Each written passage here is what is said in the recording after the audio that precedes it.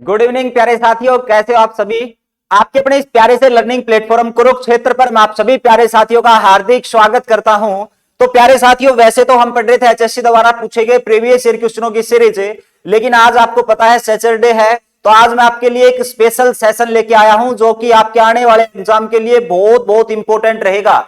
और मेरे भाई ध्यान रखेंगे, ये जो टॉपिक है ना, ये बड़ा डाउटफुल है और 99% एग्जाम से क्वेश्चन पूछा जाता है। तो ध्यान रखेंगे, आज का बड़ा खास हमारा टॉपिक होने जा रहा है, बड़ा खास हमारा सेशन होने जा रहा है। तो पूरे सेशन को आज आपने देखना है। और कोई भी स्टूडेंट, कोई भी साथी हमारा इस प्यारे से लर्निंग प्लेटफॉर्म पे नया आया है तो वो जाके हमारी प्लेलिस्ट में प्रीवियस 35 क्लासों को देख सकता है, जो कि आपके आने वाले एग्जाम हरियाणा सीटी के लिए एक रामबाण साबित होने जा रही है। तो चलिए प्यारे साथियों, आज का जो हमारा टॉपिक है वो रहेगा हरियाणा के ऊर्जा संसाधन। हरियाणा के जो ऊर्जा के संसाधन है उन्हीं के बारे में हम पढ़ेंगे। तो चलिए प्यारे साथियों, इस सेशन की हम शुरुआत करते हैं। तो आज हमें क्या पढ़ना है, तो आज हम पढ़ेंगे ऊर्जा के जो संसाधन है इन्हीं के बारे में। अब देखो, ऊर्जा संसाधन की बात करूं तो ऊर्जा के संसाधन हमारे पास कितने प्रकार के पाए जाते हैं, तो आप कहेंगे जी दो प्रकार के होते हैं। एक को तो हम कहते हैं परंपरागत स्रोत। कैसे भाई मेरे, तो ध्यान रखेंगे परंपरागत स्रोत हो जाएंगे, और दूसरे जो रहेंगे वो हमारे क्या होंगे, गैर परंपरागत स्रोत। कैसे रहेंगे मेरे भाई, गैर परंपरागत स्रोत। ठीक है। अब देखिए मेरे भाई, जो परंपरागत स्रोत है ना, ये कैसे होते हैं, तो आप कहेंगे इनका पूर्ण रूप से प्रयोग किया जाता है। क्या, इनका जो प्रयोग है वो पूर्ण रूप से किया जाता है, जबकि गैर परंपरागत हैं ये हमारे क्या किए जाएंगे, नवीनीकरण किया जाता है। इनका क्या किया जाता है, नवीनीकरण किया जाता है। अब देखो, पूर्ण रूप से जिनको हमने प्रयोग कर लिया, दोबारा से हम इसको प्रयोग में नहीं ला सकते, वही हमारे क्या होंगे, परंपरागत स्रोत होंगे। जैसे फॉर एग्जांपल बात की जाए तो ध्यान रखेंगे कोयला हो गया। ठीक है। कोयला के साथ साथ हम बात कर लेते हैं किसकी, पेट्रोलियम की। ठीक है। उसके बाद अगर मैं इधर बात करूं तो आपको पता है हमारे पास कौन सी ऊर्जा होगी, पवन ऊर्जा हो गई, और इसके साथ साथ है आप पढ़ लोगे किसको, सौर ऊर्जा को। ठीक है। जो क्या नाम है, पवन ऊर्जा और सौर ऊर्जा। अब बात ये आती है, अगर मैं ऊर्जा संसाधनों की बात करूं तो ध्यान रखेंगे मेरे भाई, आपसे ये पूछेगा कि भाई जब हरियाणा का गठन हुआ, ठीक है,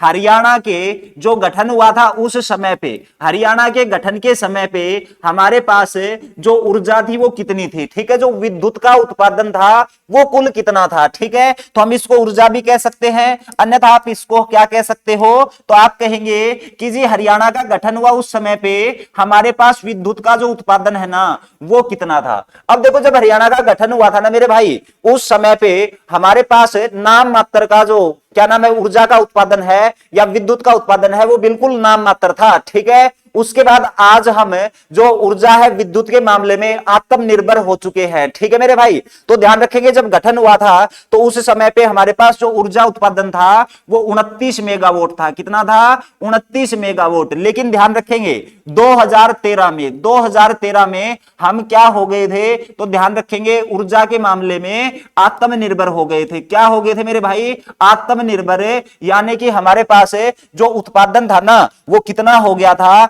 5300 मेगावाट। कितना हो गया था मेरे भाई, 5300 मेगावाट। इतनी बात आई समझ में। ये बिल्कुल बेसिक बातें, यहीं से हमें अपने चैप्टर को, अपने टॉपिक को आगे बढ़ाना है। ठीक है मेरे भाई। तो ध्यान रखेंगे, आज हमारा ऊर्जा संसाधन का टॉपिक है। यहां पे मैंने दो चीजों की बात की, एक परंपरागत एक गैर परंपरागत, और उसके बाद हमने विद्युत उत्पादन की बात की, हरियाणा के गठन के समय पे कितना था, और हम आत्मनिर्भर विद्युत उत्पादन में कब हुए थे, तो वर्ष था 2013 का। कितने के साथ, 5300 मेगावाट के साथ। ठीक है। अब बात आती है कि जो ऊर्जा के संसाधन है वो कितने प्रकार के होंगे। ठीक है। तो ध्यान रखेंगे हमारे पास जो ऊर्जा के संसाधन है, ठीक है, ऊर्जा के संसाधनों के प्रकार है, ये पूछ सकता है आपसे कितने प्रकार के होते हैं, कौन कौन सी टाइप है जिनसे हम ऊर्जा बना सकते हैं। तो आप कहेंगे 5 प्रकार से हम ऊर्जा का, विद्युत का क्या कर सकते हैं, निर्माण कर सकते हैं। अब देखो, वो जो 5 प्रकार हैं वो कौन कौन से होंगे। सबसे पहला हमारा होगा तापीय विद्युत परियोजना केंद्र। ठीक है। तो ध्यान रखेंगे सबसे पहला क्या होगा, तापीय विद्युत परियोजना केंद्र। तापीय विद्युत परियोजना है ये हो जाएगा। उसके बाद अगर मैं सेकंड की बात करूं तो दूसरे नंबर पे हमारे पास क्या होगा, तो आप कहेंगे अणु परियोजना, ठीक है, यानी कि जो अणु विद्युत परियोजना है ये हो जाएगी हमारे पास, ठीक है। उसके बाद अगर मैं तीसरे नंबर की बात करूं तो तीसरे नंबर पे हमारे पास क्या होगा, तो आप कहेंगे जलीय विद्युत परियोजना। कौन सी हो जाएगी मेरे भाई, जलीय विद्युत परियोजना। उसके बाद अगर मैं बात करूं किसकी, चौथे नंबर की, और चौथे नंबर पे हम किसको पढ़ लेंगे, तो ये पढ़ लेंगे हम सौर विद्युत परियोजना, ठीक है जी। चौथे नंबर पे हमारी सौर विद्युत जो परियोजना है इसके बारे में हम पढ़ लेंगे, ठीक है। और जो उसके बाद हमारे पास आएगी पांचवें नंबर पे, जिसको हम क्या कहेंगे, गैसीय विद्युत परियोजना। कैसी हो जाएगी मेरे भाई, गैसीय विद्युत परियोजना, ठीक है मेरे भाई। इतनी बात आपको समझ में आ गई कि भाई हमारे पास है जो ऊर्जा उत्पादन के जो प्रकार हैं वो हमारे कितने हो गए, 5 प्रकार हो गए, तापीय, अणु, जलीय, सौर विद्युत और जो गैसीय विद्युत है ये परियोजना। अब बात मेरे भाई साहब ये आती है कि जो ये हमारा विद्युत का डिपार्टमेंट है, ठीक है, ये 5 प्रकार से जहां से हम ऊर्जा का विद्युत का उत्पादन करते हैं, तो इसको जो रेगुलेट करती है वो कौन सी संस्था करती होगी, ठीक है।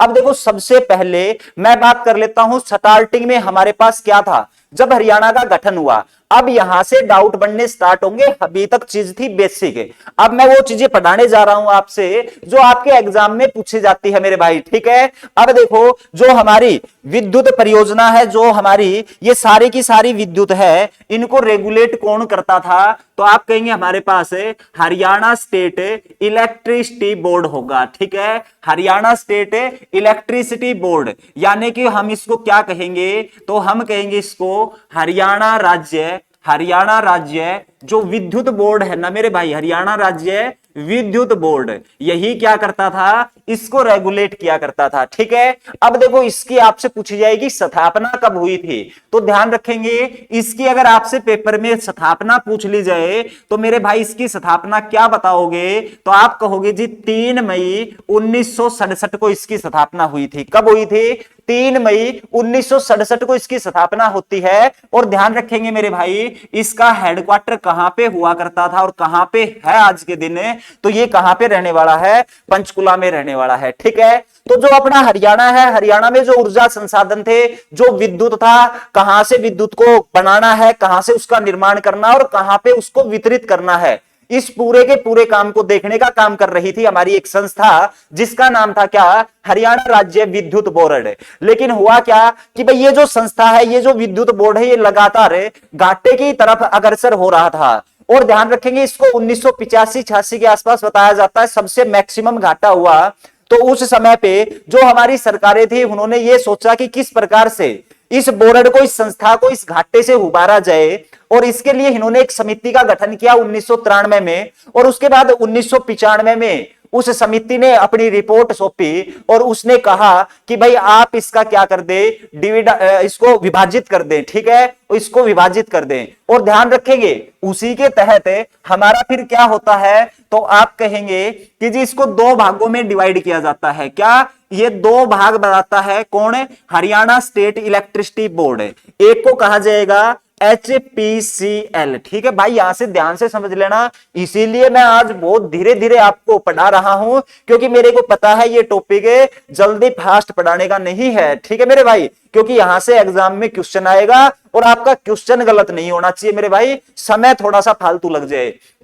एक आता है हमारे पास HPCL और एक आता है हरियाणा विद्युत, जो हमारे पास क्या हो जाएगा, प्रसारण निगम लिमिटेड, ठीक है जी। और ये हमारा क्या हो जाएगा, HPCL, ठीक है, हाँ ठीक है जी। देखो जी अब ये क्या हो जाएगा हमारे पास है, तो ध्यान रखेंगे ये हो गया अपनी जो हरियाणा है पावर HPGCL आएगा, HPGCL, ठीक है। तो ध्यान देंगे ये आएगा हमारा HPGCL। तो क्या होगी इसकी फुल फॉर्म, आप कहोगे Haryana power generation corporation limited, ठीक है। तो यानी कि इसको हम ये कह सकते हैं हरियाणा विद्युत, ठीक है, विद्युत उत्पादन जो निगम लिमिटेड, ठीक है, विद्युत उत्पादन निगम लिमिटेड, ठीक है मेरे भाई। और ये हमारी क्या हो जाएगी, तो ये हो जाएगी हरियाणा विद्युत प्रसारण ठीक है, तो इसको हम पढ़ेंगे हरियाणा विद्युत प्रसारण निगम लिमिटेड। ठीक है मेरे भाई, निगम लिमिटेड। अब देखो इसकी स्थापना क्यों की गई, तो इसकी स्थापना की गई थी जो हमारा हरियाणा स्टेट का इलेक्ट्रिसिटी बोर्ड था, इसी को घाटे से उबारने के लिए इसकी स्थापना की गई। और ध्यान रखेंगे वो जो कमेटी बनाई गई थी, उस कमेटी ने यह कहा था कि दो संस्थाएं होनी चाहिए, एक का काम तो केवल ये हो कि वो विद्युत का क्या करे, उत्पादन करे, और दूसरी जो संस्था है उसका काम क्या होना चाहिए, उसका काम विद्युत का प्रसारण का होना चाहिए। तो ध्यान रखेंगे हमारे हरियाणा में जो विद्युत का प्रसारण करती है वो ये संस्था करती है, और अपने हरियाणा में जो विद्युत का उत्पादन करती है वो ये संस्था करती है। ठीक है मेरे भाई, दो अलग संस्थाएं बना दी गई। अब इनकी डेट पूछी जाती है मेरे भाई, ये बनी तो बनी कब। अब देखो ये कब बनती है, तो ये बनती है एक तो हमारी मार्च 1967 को। ठीक है, और ध्यान रखेंगे ये बनी थी 17 मार्च 1967 को। ठीक है, 17 मार्च 1967 प्रॉपर डेट ध्यान रखेंगे मेरे भाई। और उसके बाद अगर मैं इसकी बात करूं तो ये बनी थी हमारी 18 सितंबर 1967 लिख दिया ना भाई, 97 आएगा, 67 नहीं आएगा यहां पे, सॉरी। देखो जी 1997। उसके बाद ये बनी थी हमारी 18 सितंबर 1997 को। ठीक है, यहां तक बराबर। अब बात ये आती है कि उसके बाद क्या किया गया, ये दो अलग अलग संस्थाएं बना दी गई। फिर ये कहा गया कि इन दोनों संस्थाओं को क्या कर दिया जाए, तो इन दोनों संस्थाओं का विलय कर दिया जाए, इन दोनों संस्थाओं को अधीन कर दिया जाए। किसके, तो हरियाणा स्टेट इलेक्ट्रिसिटी बोर्ड के अधीन कर दिया जाए। और ध्यान रखेंगे बात थी कब की, 14 अगस्त की। ठीक है, 14 अगस्त 1998 इन दोनों संस्थाओं का क्या कर दिया गया, तो आप कहेंगे ये जो दो हमारे पास संस्थाएं बनाई गई थी, इन दोनों को हरियाणा स्टेट इलेक्ट्रिसिटी बोर्ड के अधीन कर दिया गया। ठीक है, हरियाणा स्टेट इलेक्ट्रिसिटी बोर्ड के अधीन कर दिया गया। अब देखो क्या किया गया, ये दो संस्थाएं बनाई गई, उसके एक साल बाद दोनों को किसके, इसी के अधीन कर दिया गया। अब इसके अधीन किया गया तो इसी को कहा जाता है जो हरियाणा राज्य विद्युत बोर्ड का पूर्ण गठन। ठीक है, तो बड़ा इंपॉर्टेंट क्वेश्चन है, तभी तो मैं देखो आपको बिल्कुल धीरे धीरे पढ़ा रहा हूं। ठीक है, उसके पीछे मेरे भाई रीजन यही है कि क्वेश्चन यहां से गलत होते हैं और एग्जाम में पूछे जाते हैं। अब देखो क्या होगा, तो ध्यान रखेंगे हरियाणा राज्य विद्युत बोर्ड का क्या होगा मेरे भाई, पूर्ण गठन पूछा जाएगा आपसे। और पूर्ण गठन को आप कैसे ध्यान रखोगे, तो आप कहोगे जी हरियाणा विद्युत जो बोर्ड है इसका पूर्ण गठन किया गया था कब, तो आप कहेंगे 14 अगस्त 1998 को। ठीक है, 14 अगस्त 1998 को। तो मेरे भाई यहां तक अगर किसी को कोई डाउट है तो आप डाउट अपना क्लियर कर लेंगे कमेंट करके। ठीक है मेरे भाई, ये बहुत इंपॉर्टेंट चीजें हैं और ध्यान रखेंगे इनके बारे में। उसके बाद चलते हैं आगे।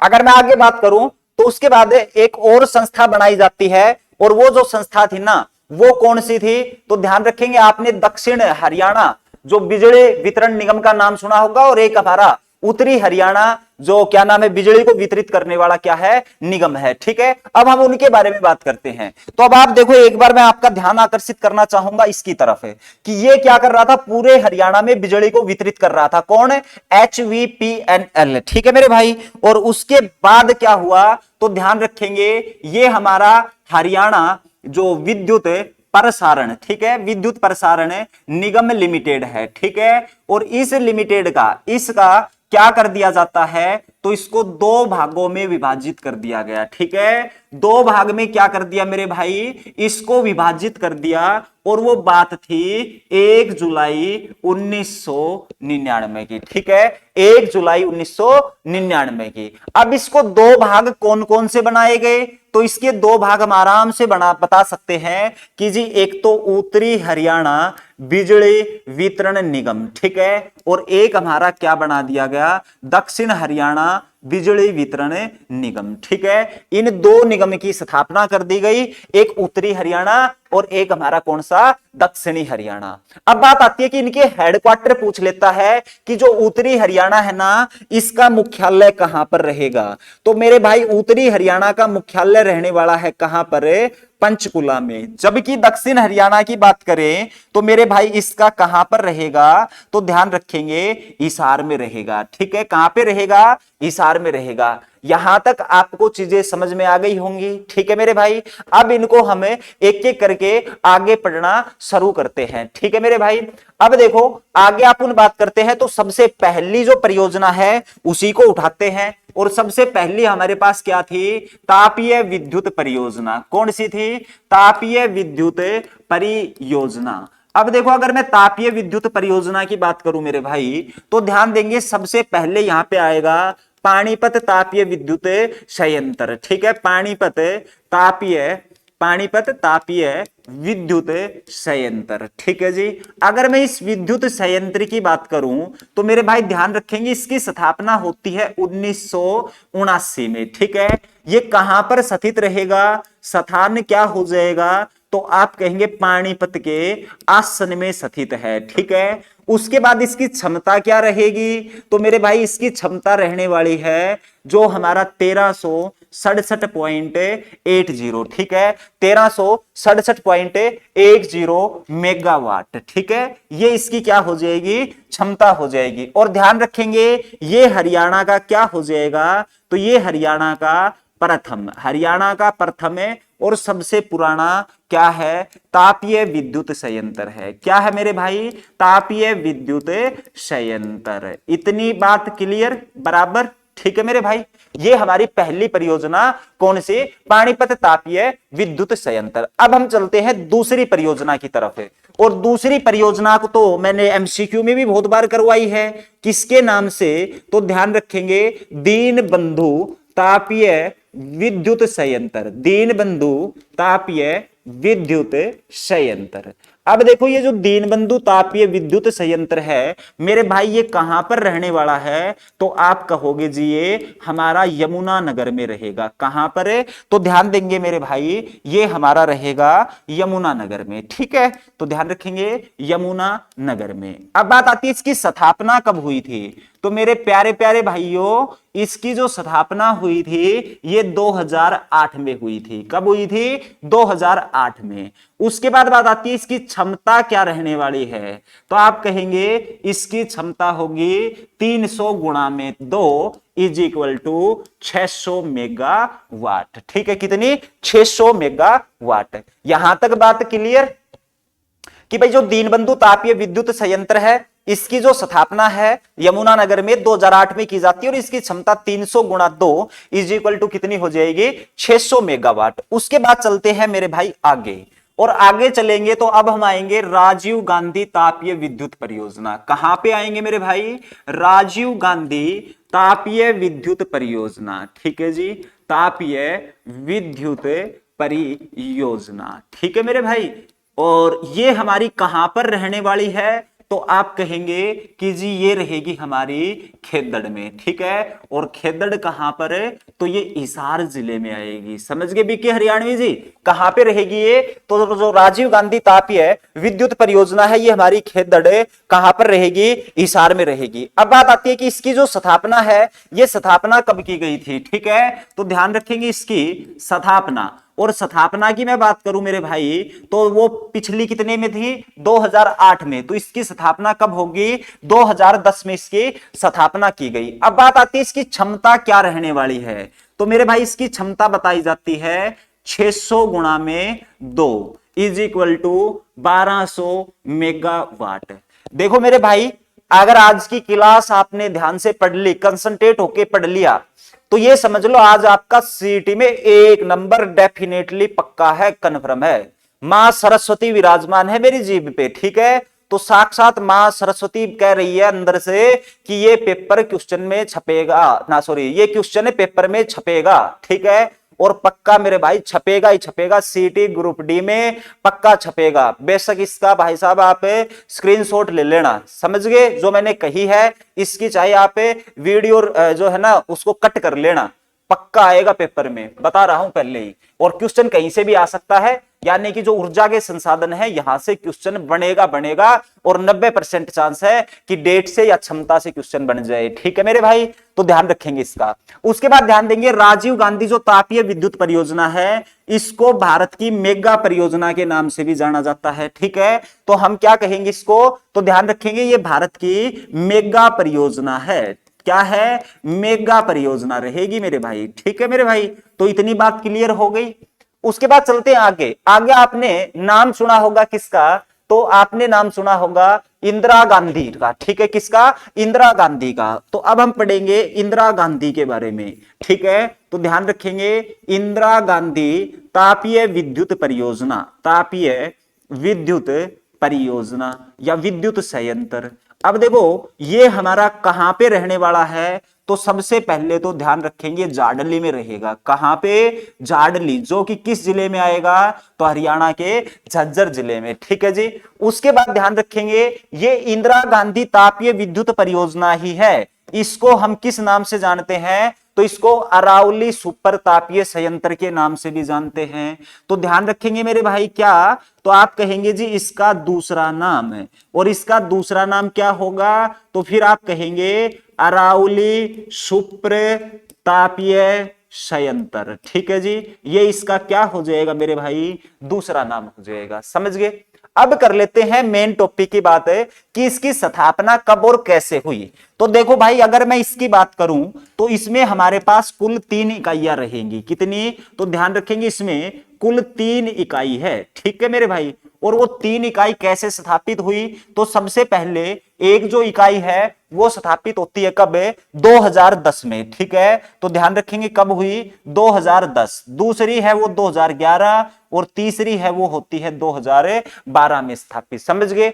और उसके बाद इनकी क्षमता, तो ध्यान रखेंगे 500, उसके बाद 500, और उसके बाद 500 मेगावाट। ठीक है, और टोटल मिला के कितनी मेगावाट हो गई, तो ये हो गई 1500 मेगावाट। ठीक है, अभी तक जो जो तापीय विद्युत संयंत्र परियोजना आपने पढ़ी, तो उसमें 1500 मेगावाट किसी की भी नहीं गई है। और ध्यान रखेंगे 1500 मेगावाट के साथ ये हरियाणा की सबसे बड़ी तापीय विद्युत परियोजना होगी। ठीक है, तो ध्यान रखेंगे ये जो 1500 मेगावाट है, इसी के साथ मैं यहां पे लिख देता हूं। ठीक है, तो ध्यान रखेंगे ये हमारे हरियाणा की सबसे बड़ी, ठीक है, हरियाणा की सबसे बड़ी तापीय संयंत्र है। ठीक है जी, हरियाणा का सबसे बड़ा क्या रहेगा, ये तापीय संयंत्र रहेगा। कितने मेगावाट के साथ है, 1500 मेगावाट के साथ। ठीक है, उसके बाद चलते हैं आगे, और आगे हमारा आएगा महात्मा गांधी के नाम से। ठीक है मेरे भाई, किसके नाम से आएगा, तो आप कहेंगे जी महात्मा गांधी के नाम से। ठीक है, और इसको हम क्या कहेंगे, महात्मा गांधी तापीय संयंत्र। और ये भी हमारा कहां पर रहेगा मेरे भाई, तो ध्यान रखेंगे झज्जर में रहेगा। कहां पे रहेगा ये, तो ये रहेगा झज्जर में। ठीक है, तो ध्यान रखेंगे कहां पे, झज्जर में। प्रॉपर जगह पूछ ले तो खानपुर खुर्द का नाम ध्यान रखना है। किसका, खानपुर खुर्द का नाम ध्यान रखना है। अब बात आती है इसकी स्थापना कब हुई थी, तो मेरे भाई इसकी स्थापना हुई थी 2012 में। कब हुई थी, 2012 में। क्षमता क्या रहेगी इसकी, तो भाई इसकी जो क्षमता है वो 650 की 2 इकाई रहेंगी। और ये कितना हो गया, 650, 1300 हो गया भाई, 1300 मेगावाट, 1300, 650, 650, 660 की होंगी फिर, है ना।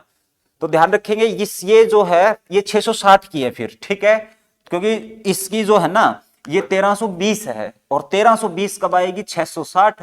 तो ध्यान रखेंगे ये 1320 मेगावाट की। समझ गए मेरे भाई, तो इतनी बात आपको समझ में आ गई।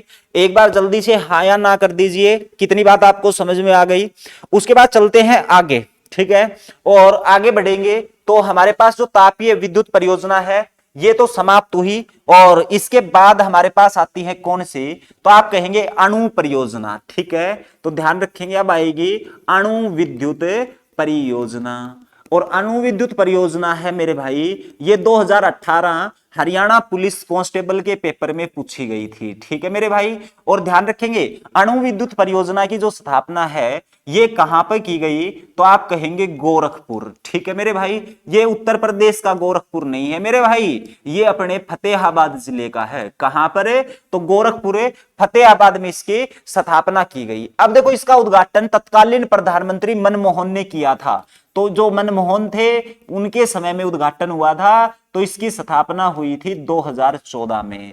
इसकी क्षमता क्या रहेगी, तो क्षमता आप बता दोगे कि जी 700 गुणा में 4 इज इक्वल टू 2800 मेगावाट। कितनी? 2800 मेगावाट। ठीक है, एकमात्र हरियाणा की अणु विद्युत परियोजना है। अब हम बात कर लेते हैं जलीय विद्युत परियोजना की। किसकी? तो मेरे भाई जलीय विद्युत परियोजना की। ठीक है, और जलीय विद्युत परियोजना भी अपने पास एक रहेगी और उसका नाम क्या है? ककरोई के नाम से। किसके नाम से? ककरोई जल विद्युत परियोजना। ठीक है, तो ध्यान रखेंगे हमारे पास रहेगी कौन सी?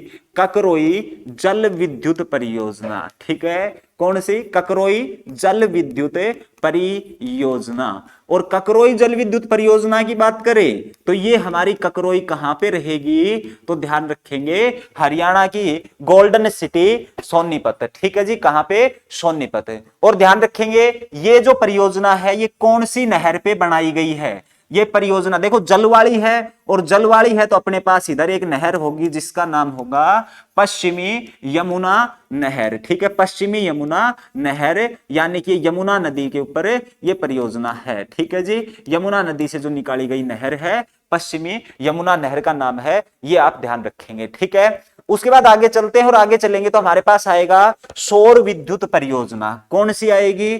तो वो फिर हमने पढ़ी थी सौर विद्युत परियोजना। और देखो मेरे भाई, अगर मैं सौर विद्युत परियोजना की बात करूं तो ये हरियाणा में दो जगह पे रहेगी। कहां पर? दो जगह पे। एक तो नांधा गांव का नाम ध्यान रखेंगे। कौन सा? तो एक आप नांधा का ध्यान रखेंगे जो कि हमारा चरखी दादरी, जहां पे हिलना पत्थर मिलता है ना चरखी दादरी में, तो वहीं पे रहेगी। और दूसरी अगर मैं सौर विद्युत परियोजना की बात करूं तो वो आपको नाम ध्यान रखना है यमुनानगर का। किसका मेरे भाई? तो ध्यान रखेंगे यमुनानगर का। ठीक है जी, यमुनानगर का, बुधकला गांव में। उसके बाद आगे मैं लिख भी देता हूं, कभी पेपर में पूछ लिया जाए तो ये है हमारा बुधकला यमुनानगर। उसके बाद लास्ट हमारी आती है गैसीय विद्युत परियोजना। ठीक है मेरे भाई, और ये जो गैसीय विद्युत परियोजना है ये हरियाणा में कहां पर रहेगी? तो मेरे भाई आप मेरे को आंसर करेंगे कि जी ये तो हमारे बाबा फरीद की नगरी कहां पर रहेगी?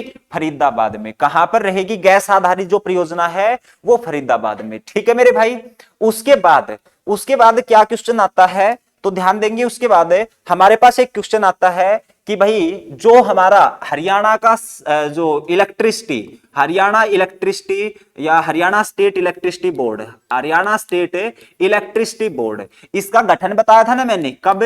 3 मई 1967 को। इसका मैंने पूर्ण गठन भी बताया था ना आपसे कि इसका पूर्ण गठन कब किया गया? तो आप कहेंगे 14 अगस्त 1998 को। कब? 1998 को। ठीक है मेरे भाई, और इसके साथ चलो उनकी बाद में बात कर लेंगे। अभी ये देखो इसका पूर्ण गठन किया गया था कब? 1998 को। लेकिन ध्यान रखेंगे ये जो हमारा हरियाणा स्टेट इलेक्ट्रिसिटी बोर्ड है इसको सलाह कौन प्रदान करता है? इसको सलाह कौन प्रदान करता है? तो मेरे भाई फिर आप आंसर देंगे ये हरियाणा इलेक्ट्रिसिटी रेगुलेटर कमीशन होगा, हरियाणा HERC। ठीक है, ये ध्यान रख लेना HERC।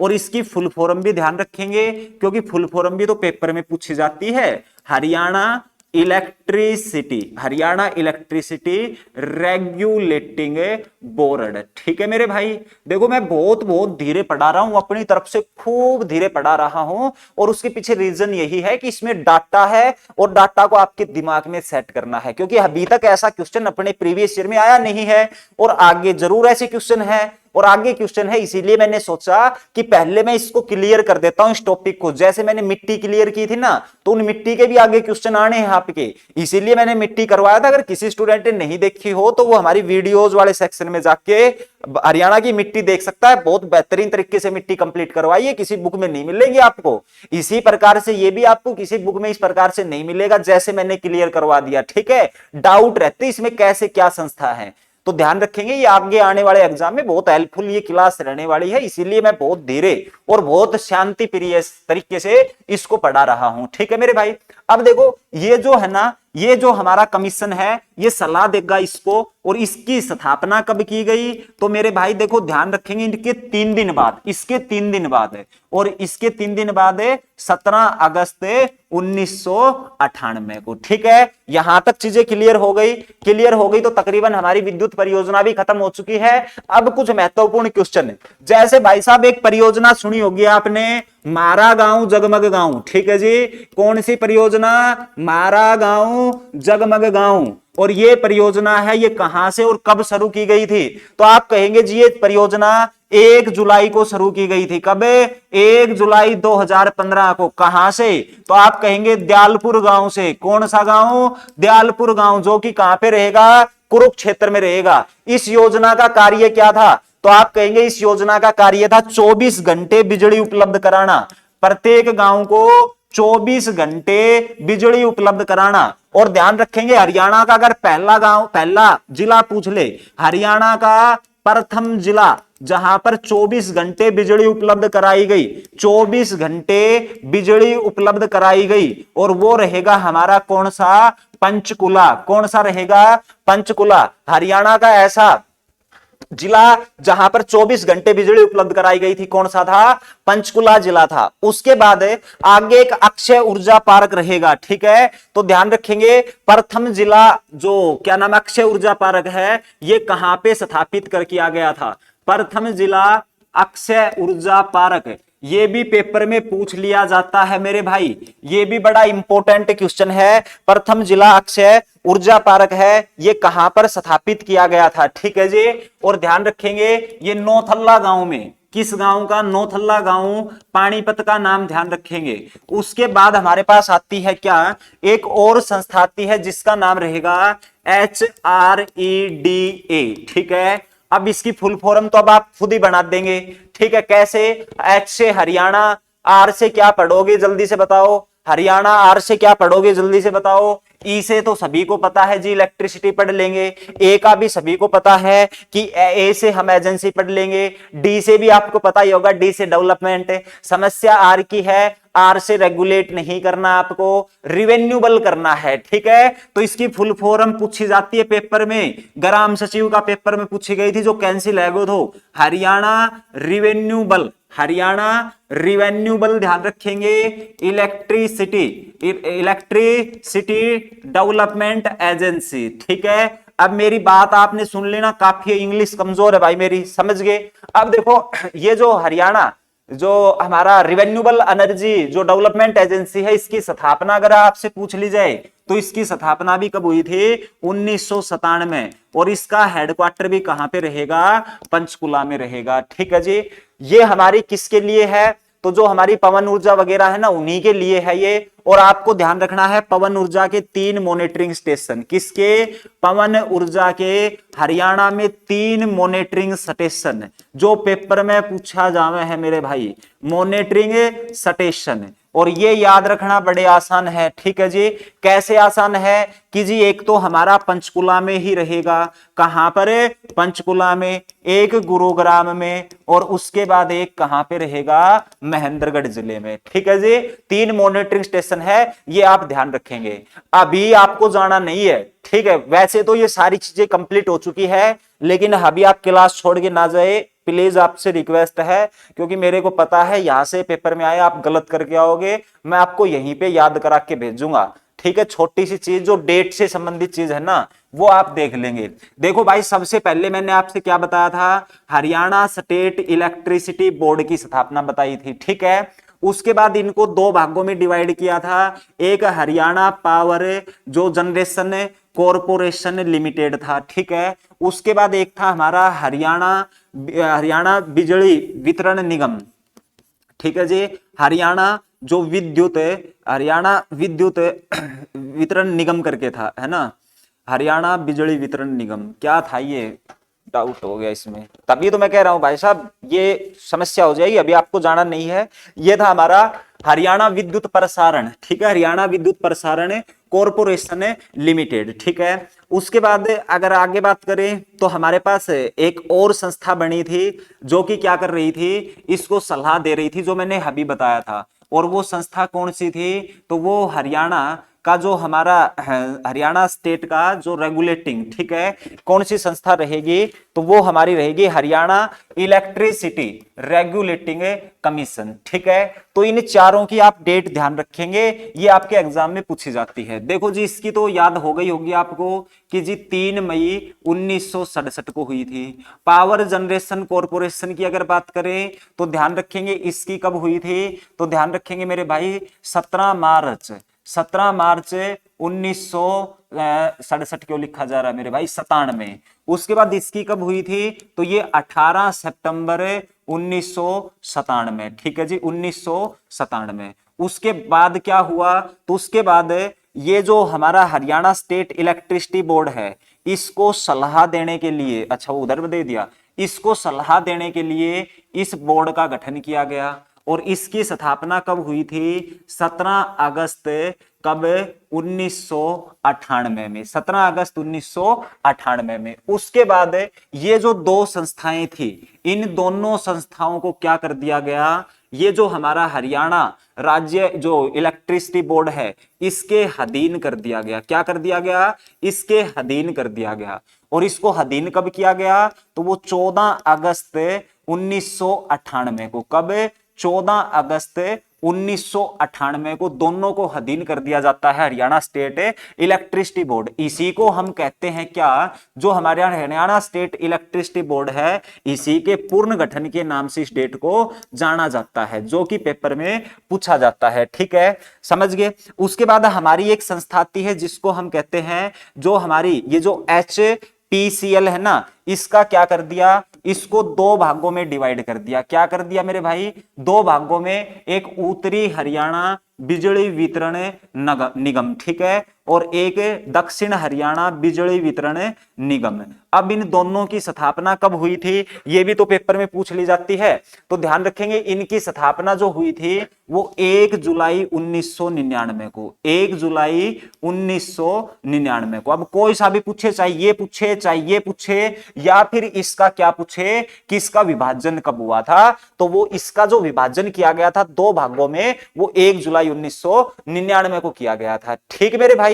अब आइए आपको बात समझ में। और इसके अलावा हमारी वो जो रिवेन्यूबल एनर्जी वाला जो डिपार्टमेंट था, ठीक है, हरियाणा रिवेन्यूबल एनर्जी डेवलपमेंट जो एजेंसी थी, इसकी स्थापना कब हुई थी, तो मेरे भाई इसकी स्थापना तो हमारी 1997 में हुई थी। कहां पर, पंचकुला में, ठीक है जी, पंचकुला में। क्वेश्चन छपेगा, पक्का छपेगा, चाहे फुल फॉर्म से छपे, चाहे अपने सन से क्वेश्चन छपे, चाहे इसके मुख्यालय से छपे, ठीक है। तो ध्यान रखेंगे। उम्मीद करता हूं आज का जो हमारा सेशन है बड़ा शांत प्रिय सेशन रहा होगा, ठीक है मेरे भाई, लेकिन बड़ा इंपॉर्टेंट, बड़ा खास सेशन था, ठीक है मेरे भाई।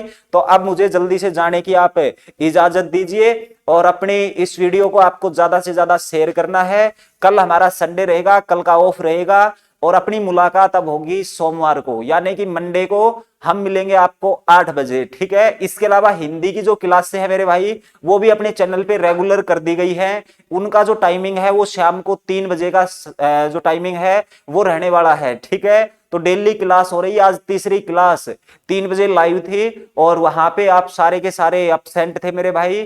केवल एक रवि प्रकाश है वो मौजूद था वहां पे, बाकी सारे थे निकम्मे हो तुम, ठीक है, तुम आते नहीं हो क्लास में। रवि तायल, तुम्हें शादियों से फुर्सत नहीं है। बिक्की हरियाणवी को कमेंट से फुर्सत नहीं है, ठीक है मेरे भाई। और अपने संदीप तंवर है, ये भी गायब थे भाई। ये बड़े शांत प्रिय व्यक्ति लगते हैं मेरे को, समझ गए। तो मेरे भाई उम्मीद करता हूं आपको हमारा जो सेशन है वो पसंद आया होगा। अगर आपको पसंद आया हो तो अपने चैनल को सब्सक्राइब करें, लाइक करें, शेयर करें। मिलते हैं अगली क्लास में नए कंटेंट। आज ऊर्जा नहीं थी, जोश नहीं था, वो किसी कारणवश नहीं था, क्योंकि टॉपिक ऐसा था भाई, यहाँ पे जोश दिखाने की जरूरत नहीं थी, दिमाग से काम लेना था, ठीक है मेरे भाई। तो मिलते हैं अगली क्लास में एक नए जोश, नई ताकत, नई एनर्जी। जय भारत।